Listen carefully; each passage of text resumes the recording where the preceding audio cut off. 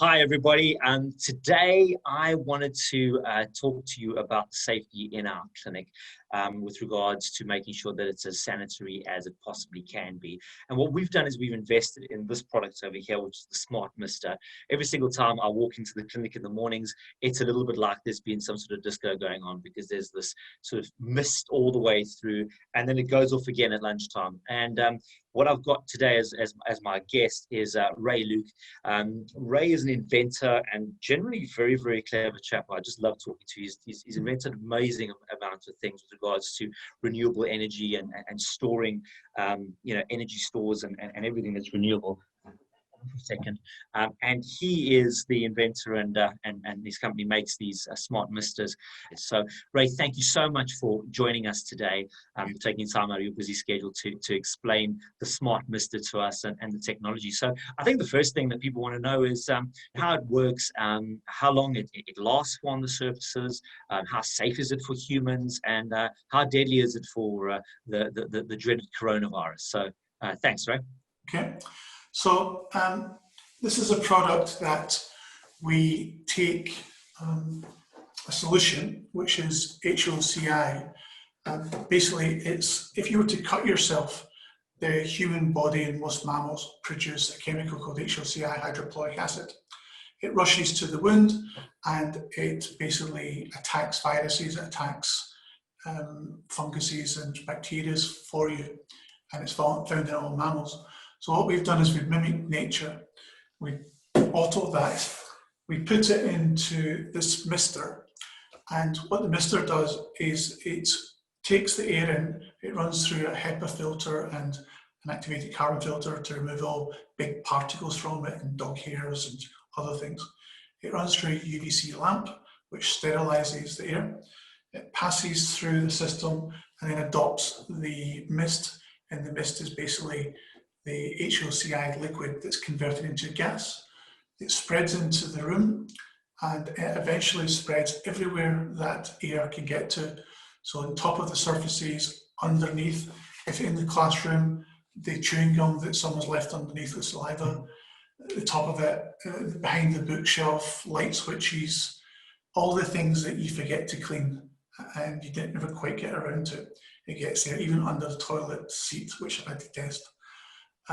So it's great for that. It completely saturates your entire premises and it makes it clinically clean, and it cleans it to a British and international standard, which is basically this number BS 17301 and then the European standard. So without getting too technical, we comply to an NHS and a World Health Organization standard for sanitizing a room. And we do it to medical grade, so you could do surgery in your chiropractor now, if you ever take that up. The idea is you run this at night time before you start work, you come in and then it's settled on all the surfaces and it remains on the surfaces for a good amount of time, and any viruses, germs, people breathing on it in real time become inert, they die within 1 second. In the guidelines from World Health Organization, etc., there's a scoring system for how to prove your air is free of pathogens and free of lots of other things. And in that scoring system, it says that if you want to say, be an operating theatre, you have to have a score of 4 to 6. In the same scale, an office is 8 to 12, and the tolerance level is leave the room when it gets to 16. We have a particle sensor that detects different types of things in the air, a diagnostic tool. And if you want to be clinically clean and you want to get to government regulations, it's going to be above 144.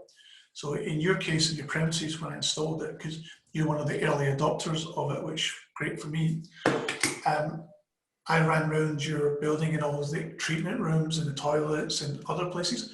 We put your unit in reception, but then we went round the rest of the building and tested that the gas was actually getting all the way over there, so the mist was reaching it. And everywhere we went, you were above. So it's a diagnostic tool to prove that this is in the air and it's working and it's doing something. The medical standard says that it's got to persist on a surface for 1 hour of a human breathing directly on it. The reality is it's tested and it's there for 14 hours afterwards. So we're 14 times more effective than what the government standard is, and we've also got, you know, our regular wipe downs as well. So it's overkill, but we'd rather overkill than underkill. And then I remember you talking to me about the Bupa care homes that you had these installed in, and there were absolutely no cases of COVID. I'm sure people would be very interested to hear about that, because I thought that absolutely fascinating. What that was is when the government was looking for statistics on how many people had caught COVID in care homes, etc. And when the Bupa ones were analysed, they found that they had a number of them that didn't have any outbreaks whatsoever.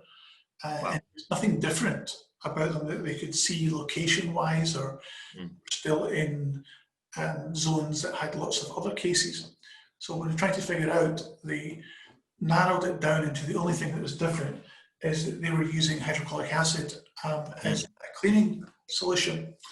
So they then looked at the other care homes that were using it, and every one of them that didn't have any breakouts were basically using this as a solution. And it doesn't smell like chemicals either. And I think a lot of people have been Exactly. commenting on that, you know, like, oh, what are you using? Because it's like, you know, it's I can smell something, but it's not harsh and chemicals. So yeah, we're doing the environment some good, and we're obviously keeping everybody safe. So thank you for introducing me to this, and we're really excited to be using it, and one of the early adopters. Thanks, Grant. All right, thanks so much.